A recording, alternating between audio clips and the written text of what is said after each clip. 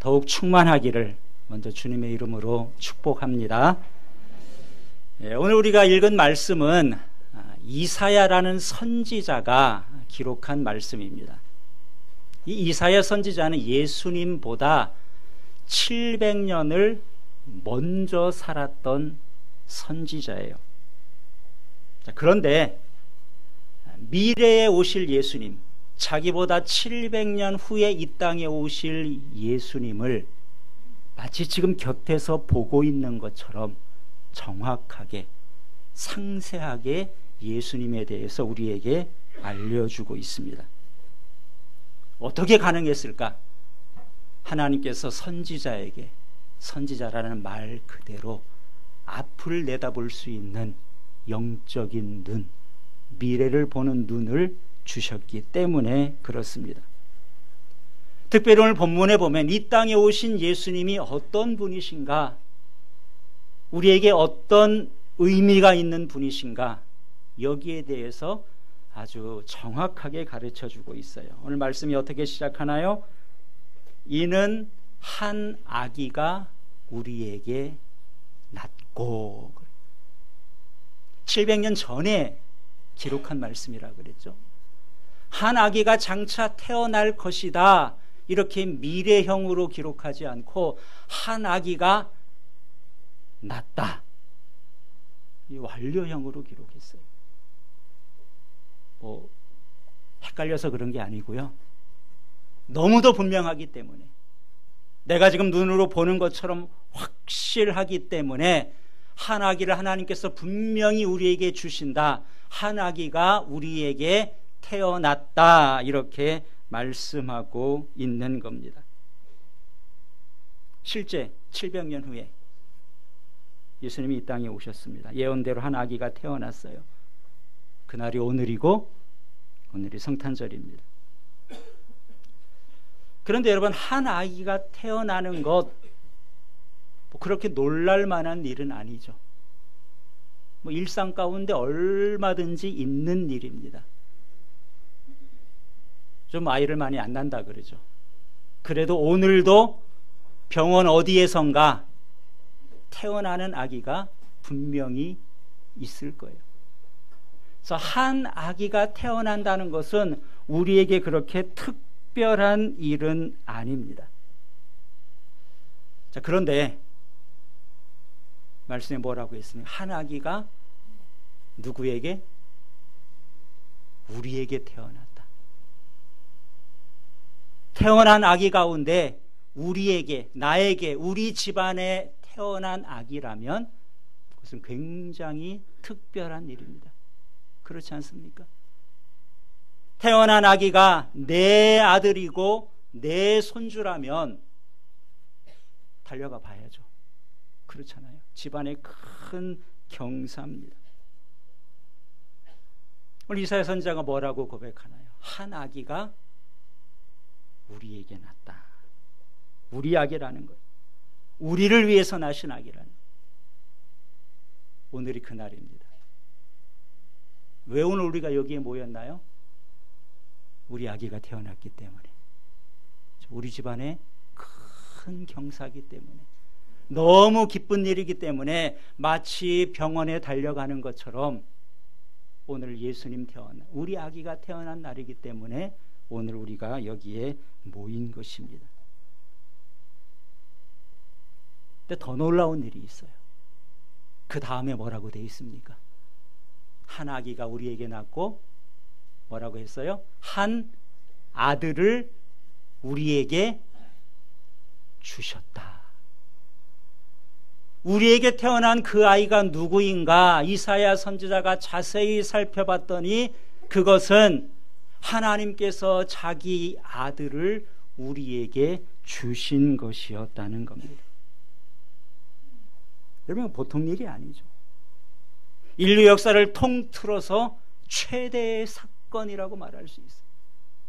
다른 분도 아니고 조물주 하나님께서 자기의 아들을 우리를 위해서, 나를 위해서 이 땅에 주신 날입니다.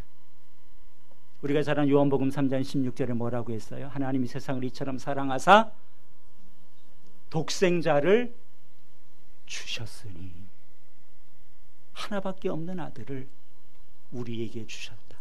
나에게 주셨고 우리에게 주셨다는 겁니다. 여러분, 이 한마디 속에는 엄청난 희생이 들어 있습니다. 우리의 상상을 초월하는 하나님의 아픔이 들어있는 거예요. 하나님께서 아들을 포기해야 되는 그 아픔을 겪으셨습니다. 하늘의 영광을 버리시고 비천한 인간의 몸으로 이 땅에 오셨습니다. 방 한 칸이 없어서 짐승의 우리에서 나셨고 구유 위에 누우셨습니다. 가장 부유하신 분이 가장 가난하게 되신 날이죠. 그리고 자신의 생명까지 우리에게 주셨습니다. 여러분, 이것이 바로 한 아들을 우리에게 주신 바 되었다. 밋밋하게 우리가 읽어서는 안 돼요. 짤막한 구절이지만 한 아들을 우리에게 주셨다. 여기에는 하나님의 말로 다할 수 없는 사랑이, 하나님의 희생과 아픔이 여기에 다 들어있는 겁니다. 나에게 특별한 선물을 주신 날이죠. 최고의 선물, 아들을 주셨습니다. 우리가 성탄 인사할 때 뭐라고 인사하나요? 메리 크리스마스 그러죠. 즐거운 성탄절입니다. 뭐 때문에 즐거운가요? 산타클로스 때문에 즐거운가요? 그것이 아니라 하나님께서 우리에게 큰 선물을 주셨기 때문에, 최고의 선물을 받은 날이기 때문에 즐거운 날이에요. 여러분, 선물 받으면 어떻게 해야 되나요? 선물을 내가 받았다. 뭐 해야 돼요? 그 다음에 안 받아봐서 잘 모르세요? 감사합니다. 예, 좋아요. 당연히 감사합니다. 그 다음에 뭐 해야 돼요? 끝인가요? 예, 열어봐야죠. 열어봐야죠. 열어보고 끝이에요? 기뻐하고 그 다음에 잘 사용해야죠. 그렇죠? 어디 갖다 처박아 놓으면 말은 감사하다 그랬는데 정말 감사한 것이 아니죠. 먹는 거면 맛있게 먹어야 되고, 얼굴에 바르는 거라면 예쁘게 발라야 되고, 그것이 우리가 선물을 받은 사람이 해야 될 겁니다. 근데 오늘 성경에 보니까 이사야 선지자가 하나님께서 우리에게 아들을 주셨다, 엄청난 선물을 주셨다, 여기까지만 얘기해줘도 고마운데 너무 친절하게 그 선물이 뭔지 아주 열어가지고 우리에게 가르쳐줬어요. 내가 봤더니 아들이란 선물인데 자세히 보니까 이 엄청난 선물이다. 우리가 선물을 받으면 여러분 지난 주일에 선물 다 받으셨잖아요. 저 여러분들이 아침에 손에 이렇게 선물 들고 오는 모습, 그 모습도 굉장히 보기 좋았고요. 갈 때 하나씩 들고 가는 모습, 제가 준 건 아니지만 마치 하나씩 들려보내니까 들고 가는 모습도 좋더라고요. 여러분들이 뭘 받았는지 그땐 받지만 많이 잊어버렸어요. 그때 제가 물어보면 여러분 뭐 받으셨습니까? 여러분들이 그 선물의 이름만 말하면은 나는 과자를 받았습니다. 그럼 오징어 땅콩 받으신 분도 있더라고요. 치약을 받았습니다. 이름만 말하면 아, 그 선물 받았구나, 우리가 다 알 수 있습니다. 이사야 선지자가 예수님이라는 우리에게 주신 하나님의 가장 귀한 선물, 그 선물을 열어보고 오늘 우리에게 그 선물의 이름을 가르쳐주고 있습니다. 예수님이 이런 분이시네, 아들이 이런 분이시네. 자, 이름을 4가지로, 예수님의 이름을 4개로 가르쳐 주셨어요. 자, 그의 이름 첫 번째가 뭐라고요? 기묘자라 하고 컴마를 짓고 모사라. 우리 한글 번역은 이렇게 있습니다. 근데 이렇게 번역을 할 수도 있고 두 개를 붙일 수도 있어요. 기묘한 모사라 이렇게 말할 수도 있습니다. 근데 그렇게 우리가 이해하는 게 좀 더 자연스러운 것 같아요. 왜냐하면 그 뒤에도 전능하신 하나님, 영존하시는 아버지, 평강의 왕 다 두 단어로 연결이 돼 있어요. 그래서 앞에도 기묘자 모사를 끊지 않고 기묘한 모사. 여러분, 기묘한 모사가 뭘? 기묘하다는 말은 놀랍다는 뜻이에요. 굉장하다는 뜻입니다. 모사라는 말은 지혜자, 위로자, 상담자, 카운슬러라고 하죠. 예수님이라는 선물을 주셨는데, 아들을 주셨는데 그 아들이 어떤 분인가 봤더니 엄청난 지혜를 가지신 분이시다. 내 삶에 위로를 주시는 분이시고, 내가 힘들고 내가 만난 문제에 대해서 최고의 카운슬러가 되셔서 내 인생을 인도해 주는 분이라는 거죠. 그래서 영어 성경에 보면은 원더풀 카운슬러 이렇게 번역을 했어요. 여러분, 우리가 이 세상을 살아가면서 정말 필요한 것이 지혜가 아닌가요? 누가 내 삶을 인도해 준다면 그것처럼 고마운 일이 어디 있나요? 그런 점에서 예수님이라는 선물은 이거 나한테 딱이다. 내가 정말 필요했던 선물이다. 누구나 그렇게 생각하실 겁니다. 베드로전서 5장 7절에 이렇게 말씀합니다. 너희 모든 염려를 다 주께 맡기라. 이는 그가 너희를 돌보심이라. 위로자가 되시기 때문에 그래. 수고하고 무거운 짐진 자들아 다 내게로 오라. 내가 너희를 쉬게 하리라 그랬습니다. 우리에게 기묘한 모사로 오셔서 우리의 삶을 인도하시고 살아가는 지혜를 주시고 우리의 문제 가운데 해답을 알려주시는 분. 여러분, 이 선물을 우리가 받았는데 잘 사용하고 계신가요? 자, 두 번째, 그 예수님을 봤더니 또 다른 이름으로 예수님을 설명할 수도 있을 것 같아요. 두 번째 이름이 무엇입니까? 전능하신 하나님입니다. 여러분, 이 선물도 꼭 필요한 거죠. 왜요? 우리가 무능해요. 우리가 연약하거든요. 예수님께서 우리를 도와주시는데 말씀으로만 도와주시는 것이 아니라 전능하신 하나님이시기 때문에 우리는 누군가를 도와줄 때 때로는 말로 위로해주고 말로는 공감해 줄 수 있지만 능력이 그 이상은 안 돼서 못 도와줄 수 있어요. 그런데 우리에게 주신 예수 그리스도는, 그분은 바로 전능하신 하나님이십니다.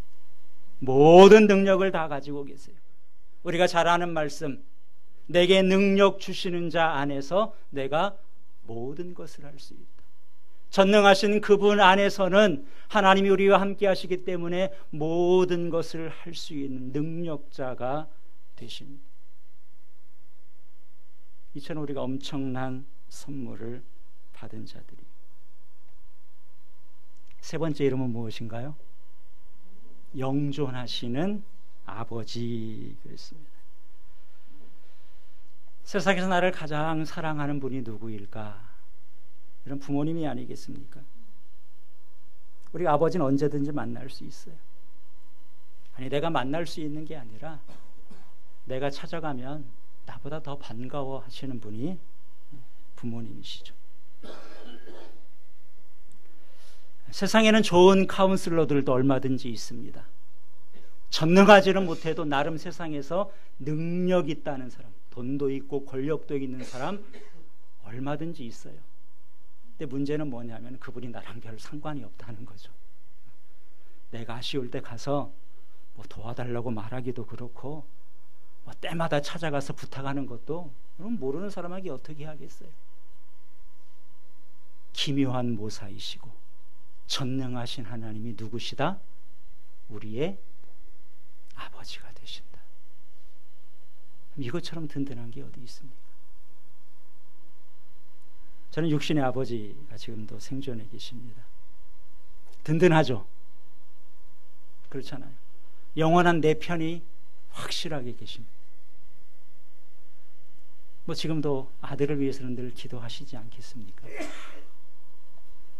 연세가 많으세요. 이제 일주일 후면 해가 바뀌죠.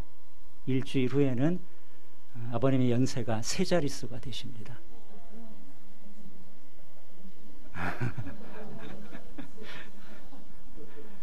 네, 건강하게 계신데 그래도 영원히 제 곁에 계실 수는 없을 거예요.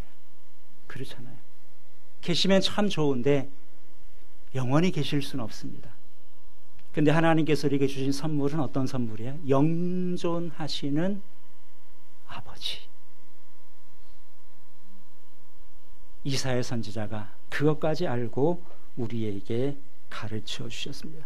알페와 오메가가 되시고 처음과 나중이 되십니다.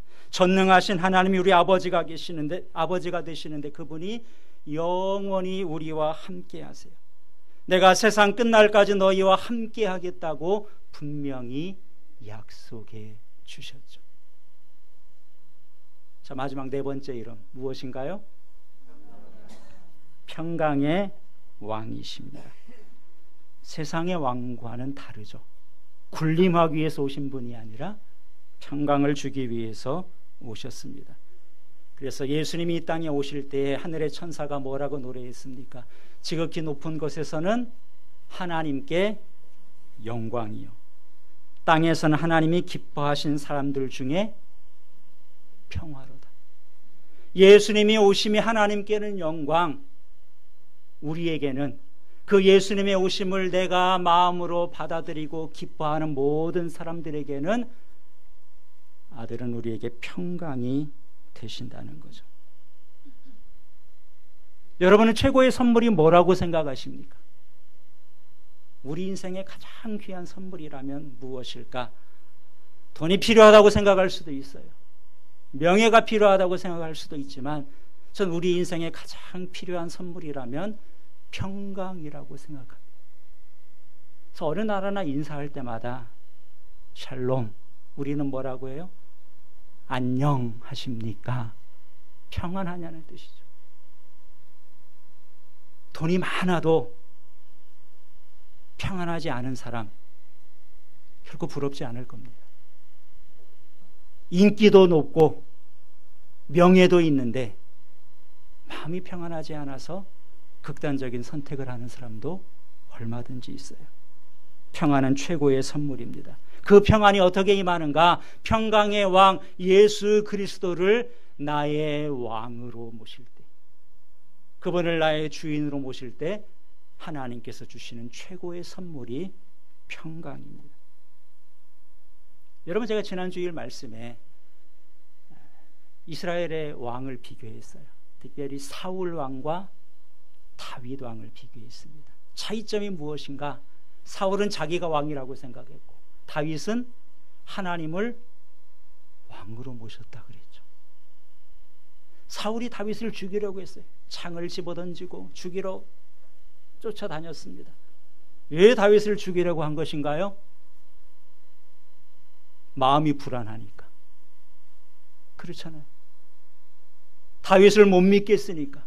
저게 언제 내 왕의 자리를 위협하지 모른다고 생각하면서 마음이 불안하니까, 평안이 없으니까 다윗을 죽이러 다니는 거예요. 하나님을 왕으로 섬기고 하나님께 다 맡겼다면, 그 문제까지 맡겼다면 사울도 마음이 평안했겠죠. 평강의 왕을 모시지 않으면 진정한 평강은 없습니다.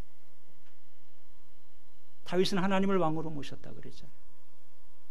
다윗은 그 가운데에서 쫓기는 입장에 있었지만 다윗은 마음의 평강만큼은 유지할 수 있었던 거죠. 그래서 우리가 잘 아는 시편 23편에 다윗이 뭐라고 고백합니까? 그가 나를 푸른 풀밭으로 쉴만한 물가로 인도하십니다. 또 뭐라 그래요? 내가 사망의 음침한 골짜기를 다닐지라도 내가 두려워하지 않습니다. 주의 지팡이와 막대기가 나를 보호해 주십니다. 예수 그리스도라는 선물, 그 선물은 우리에게 가장 필요한 평강을 주시는 선물입니다. 하나님께서 이렇게 주신 선물이 자세히 살펴보니까 이처럼 엄청난 선물이에요. 네 가지 뭐라고요? 첫째는 기묘한 모사라, 원더풀 카운슬러예요.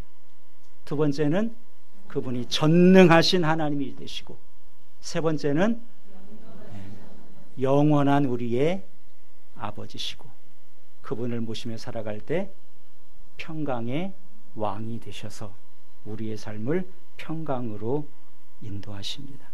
2000년 전에 선물로 우리에게 오셨어요. 오늘이 그날입니다. 여러분은 최고의 선물을 받으셨습니다. 아멘. 옆에 계신 분에게 좀 축하 인사 좀 해주세요. 축하합니다. 최고의 선물을 받으셨습니다. 정말이죠? 예. 혹시 아직도 예수님을 선물로 내가 맞아들이지 않은 분이 계시다면 나의 주신 선물로 내가 받겠습니다. 땅에는 기뻐하심을 입은 사람들 가운데 평화로다. 예수님이 나를 위해서 오셨고 나에게 귀한 선물이 되심을 믿습니다. 그렇게 맞아들이시기 바랍니다. 여러분이 선물 이미 받으신 분들은 감사합니다 그래야 된다 그랬죠? 근데 감사로는 충분치 않다 그랬어요. 뭘 해야 된다? 열어봐야 된다. 열어봤어요. 오늘 이사야 선지자가 열어본 것을 우리가 같이 열어봤어요. 봤더니 엄청난 선물이에요. 그렇지 않습니까? 그 다음에 우리가 뭐 해야 돼요? 잘 사용해야 됩니다. 잘 사용하다가 그걸로 끝이에요? 그 다음에도 뭐 또 해야죠. 사용해보니까 정말 좋대요. 그럼 얼마나 선물 준 사람이 기뻐요. 그렇죠? 받을 땐 고맙다고 받아갔는데 이게 뭐 잘 쓰는지 안 쓰는지, 뭐 마음에 들었는지 안 들었는지 좀 궁금할 수 있어요. 잘 쓰면서 만날 때마다 정말 좋은 선물 감사합니다. 정말 나한테 딱인 선물입니다. 잘 쓰고 있습니다. 그게 뭐예요? 그게 하나님께 감사하는 것이고 하나님을 예배하는 겁니다. 사용 안 하면 나만 손해고, 잘 사용하면 우리의 인생이 풍성해지는 거예요.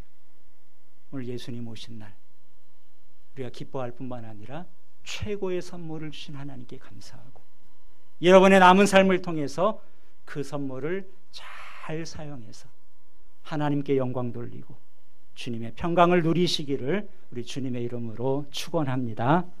기도하겠습니다.